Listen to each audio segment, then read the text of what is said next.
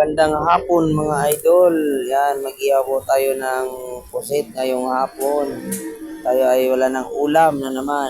Yan, mahirap mag-isip mga idol ng ulam araw-araw. Yan, kanina po ay aking naisipan. Pusit. Yan, mga idol. Tapos, punasan po natin yan ng chili oil natin ginawa mga idol. Yan, maya idol, luto na to mga idol. Yan, mga idol. Oh.